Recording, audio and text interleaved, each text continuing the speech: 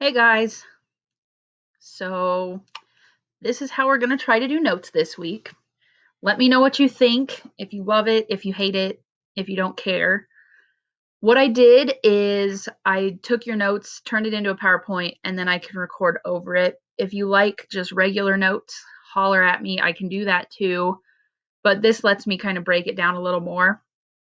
I'm also going to post just the regular notes, but this way you can kind of hear me talk through it and stuff. So we're going to give this a try and we'll see how it goes. So, what we did before we had this nice 2-week break, we did sections 4.1 to 4.4, and we talked about how we could use derivatives to find maximums and minimums of graphs, and how we could do first derivative and second derivative test to sketch curves. So what I'm going to do is I'm just going to take down that 4.1 to 4.4 homework because nobody was even halfway done with it. We didn't do section 4.5 yet, but I'm just going to make a really short, quick quiz over 4.1 to 4.4 that I'll grade instead. Cool? Cool. So 4.5 is called L'Hôpital's rule. It looks kind of like hospital, but it's called Hôpital.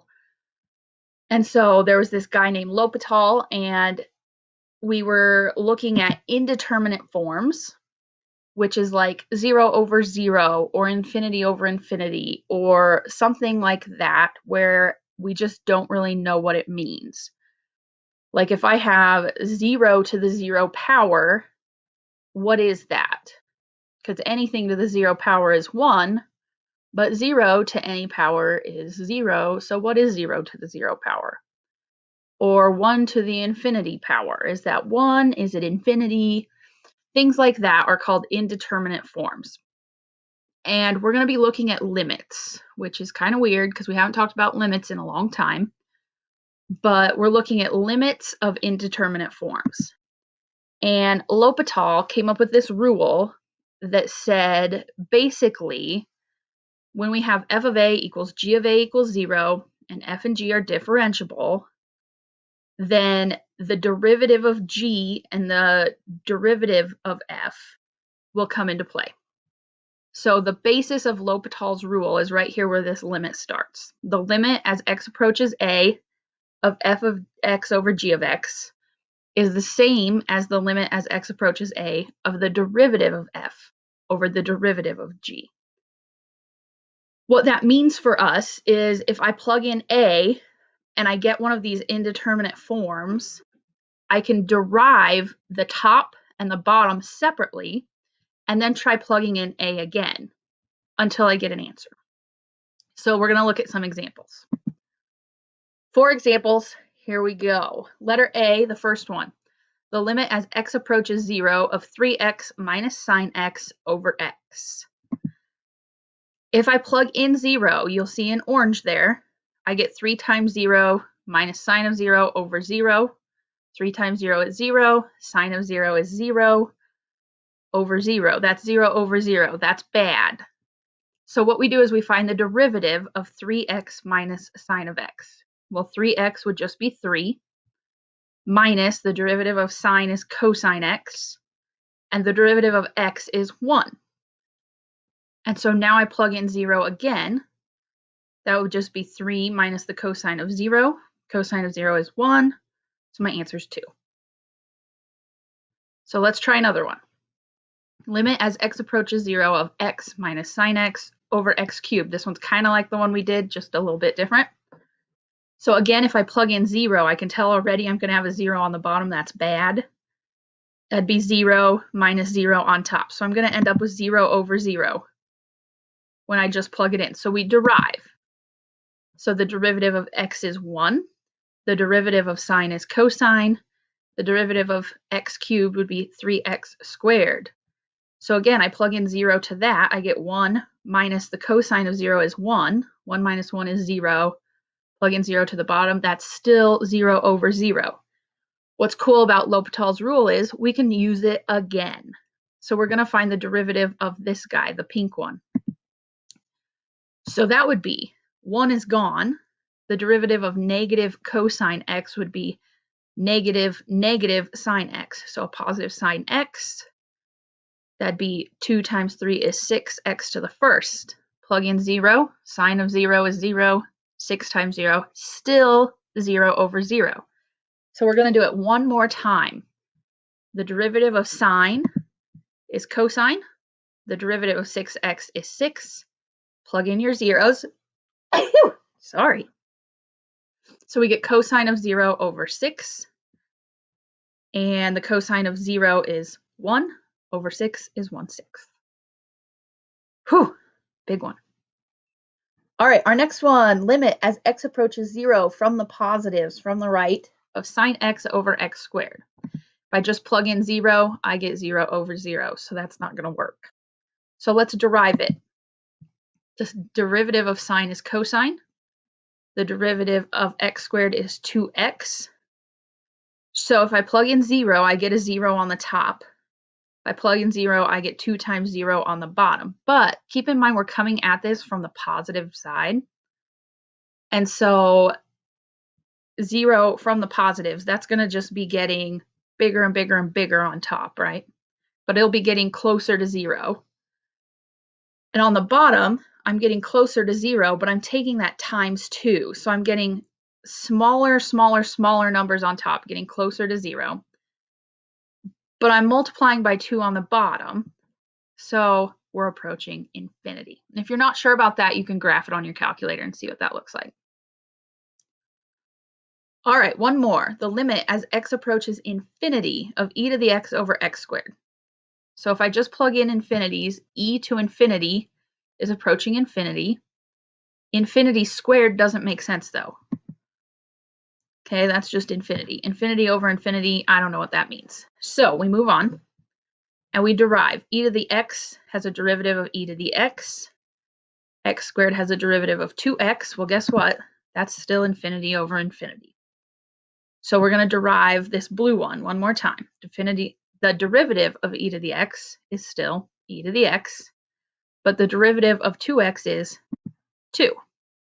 So as I do e to infinity, that's approaching infinity, over 2, well, infinity divided by 2 is still infinity. So that's how L'Hopital's rule works. It's not too bad until you get these pluses or infinity ones.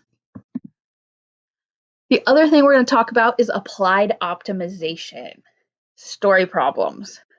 And I had the super cool activity that we were going to do to practice these. It involved M&Ms, and I bought 4 pounds of M&Ms that we were going to do. So Eric and I have just been eating M&Ms for the last like 4 days. It's fine. Everything's fine. I ordered them from Amazon. They showed up. What are you going to do? So anyway, applied optimization has 5 steps. First, read the problem. I know, shock, imagine that.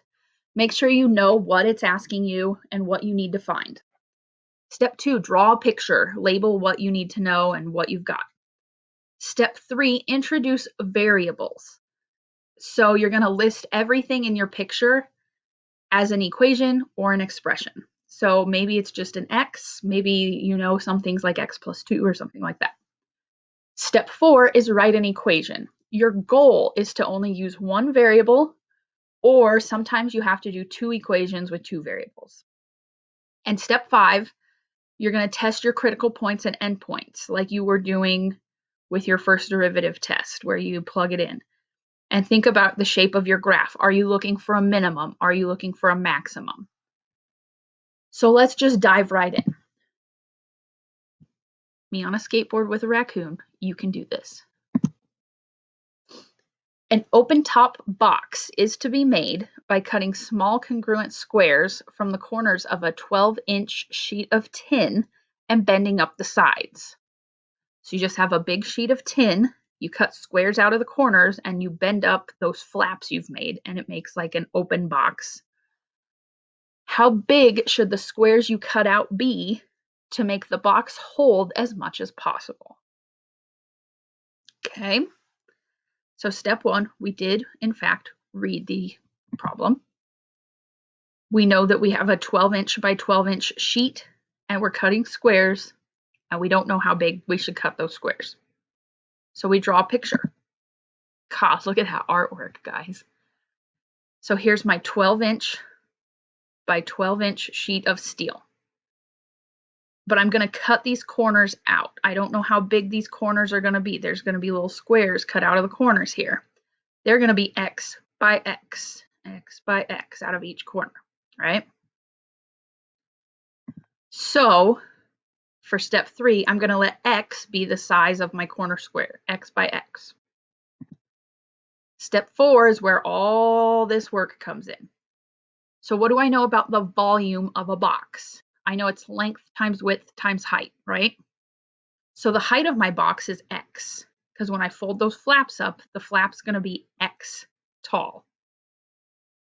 So then my width started out being 12, but I cut X out of this side and X out of this side. So 12 minus 2X. Cool.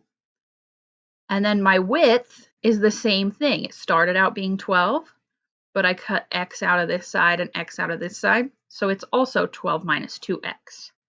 So I've got length times width times my height of X. So that's really X times 12 minus 2X squared, which I can actually multiply out. 12 squared is 144. 12 times negative 2X is negative 24X. Double it, negative 48X. And 2X squared is 4X squared. Distribute your X across that. And we get 144X minus 48X squared plus 4X cubed. So that's my volume of my box. So we're going to find the first derivative. So 144X is just going to be 144. Put your 2 out front. That's negative 96X. 3 times 4 is 12. 3 minus 1 is 2. And you can find the second derivative as well, which would just be negative 96 plus 24X. So what I really want to do is figure out the maximum, right? We want to make the box hold as much as possible. So to find the maximum, I'm going to take that first derivative and set it equal to 0 and solve. I need to find critical points.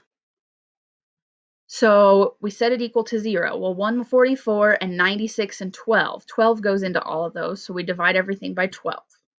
So then I have a 12 and an 8 and a 1x squared. And I just wrote those in a better order to help me factor.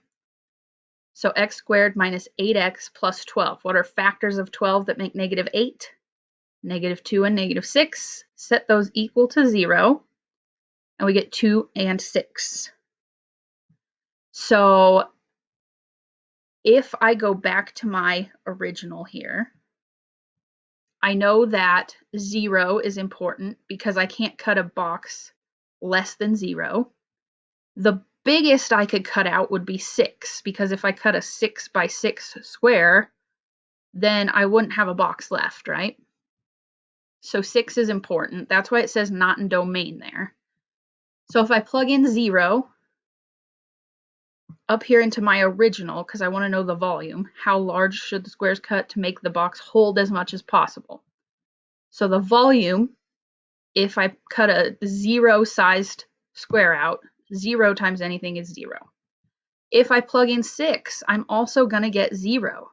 If you look right here, if I plug in 6 there, 2 times 6 is 12. 12 minus 12 is 0. So that's going to 0 out as well. So my box would have 0 volume if I cut out a box size 0 or 6.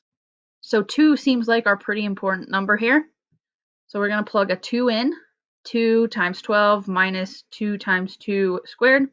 You end up with 128. So 128 cubic inches is the biggest that the box will hold. And so the answer to this problem is 2 inches squared. Cool with that? Everybody good? Feeling good? I know that's a lot. It's kind of overwhelming. But what we're doing is you draw your picture and you say, okay, if we're holding something, that's volume. So think about the equation for the volume of that box and then solve that out. Our next one gets a little ugly. I'm going to shoot straight with you. I'm going to do my best to explain this over this for you, and You're not going to have a ton of these on your homework. Do your best to fight through it. You'll be okay. You've been asked to design a 1-liter can shaped like a right circular cylinder. What dimensions will use the least material? So, we know our volume is 1 liter, and we know we need the least surface area because we want to use the least material. So we've got a right circular cylinder. It looks like this. And I don't know much about it, right? I know that it has a height and it has a diameter of 2 radiuses, or it just has a radius of r. And I know its volume is 1 liter. So I've got a radius, I've got a height, and that's kind of all I know. So take a deep breath, we're going in. Everybody knows the volume of a cylinder is pi r squared h, right?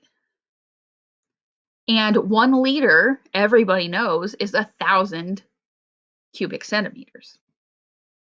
I had to look that up too. Don't stress. Nobody knows that. So they're giving us volume. So we have this equation that we know to be true. We also need to work with surface area. Well, everybody also knows the surface area of a right circular cylinder is 2 pi r squared plus 2 pi r h. Because you have a circle here, so that's pi r squared, but there's a circle on top and bottom, so there's 2 of them. And then this is actually a rectangle that wraps around. And so its like width is h, and its height is 2 pi r, because that's the circumference of that circle. So we've got too much going on. We've got too many equations, too many variables. So what we're going to do is we're going to take this volume equation we know. Pi r squared h equals 1,000. And we're going to solve it for h. So we just divide by pi r squared. So h is actually the same thing as 1,000 over pi r squared. So now I can take this surface area equation and replace h with 1,000 over pi r squared. So 2 pi r times 1,000 over pi r squared. Well, my pi's cancel. That's nice, right? And then r will cancel one of those r's. So now I know surface area is 2 pi r squared plus 2,000, because 2 times 1,000, over that r left. Whew. So now we're going to find the derivative of that. So I'm going to put 2 out front. 2 times 2 is 4 pi. 2 minus 1 is r. That's like r to the negative 1, right? So I put my negative 1 out front. It becomes negative 2,000. And that would be r to the negative 2, which is over r squared. That's the derivative. Now for the fun, we set that equal to 0. So I don't like that r squared on the bottom, so I'm going to multiply all 3 of these terms by r squared. That becomes 4 pi r cubed. That r squared is gone. 0 times anything, still 0. Add your 2,000 over, divide by 4 pi. 2,000 divided by 4 is 500 over pi. So then we've got to get rid of that cube root. So r is the cube root of 500 over pi. That's disgusting, but that's our critical value. So you can see here I made my little chart. I know that I can't have a radius less than 0. So then I have the cube root of 500 over pi. So I picked 1 and 6. 1 is negative, 6 is positive. So I know my graph goes down and then up. That's good. That tells me that's the minimum. So then I know that's my minimum radius, because that's r, but it wants the dimensions. So I need a radius as well as a height. So I plug that in for h here. 1,000 over pi times r squared. So I square the cube root of 500 over pi, and you get about 10.84. Hooray. So then if you plug that in, if you actually want to know, like what amount of surface area would I have, it'd be about 5.42 centimeters. So radius, cube root of 500 over pi, height about 10.84, surface area 5.42. Whew, that's a lot. That's pretty overwhelming. Don't stress too much. You might get one of those on your homework. Be more worried about the square one. Try to be able to do those. Cool. All right, that's notes. So next week, you're going to have your Unit 4 test. We are done with Unit 4 now. So I will have a review ready for you by hopefully the weekend, if not by next week. Our test will be on my math lab because that's pretty much the only way we can do stuff now. And so I'll have you a review ready on there. I don't really know what my computer's doing, guys, but it's fine. And yeah, so do your best. Let me know if you have any questions. And I can Zoom you. I can, whatever questions you have, I can email with you or we can set up a meeting to video chat. Good luck. Do your best. And my computer's going wild. I am here, whatever you need. So let me know how I can help you. All right? You've got this. I have faith in you.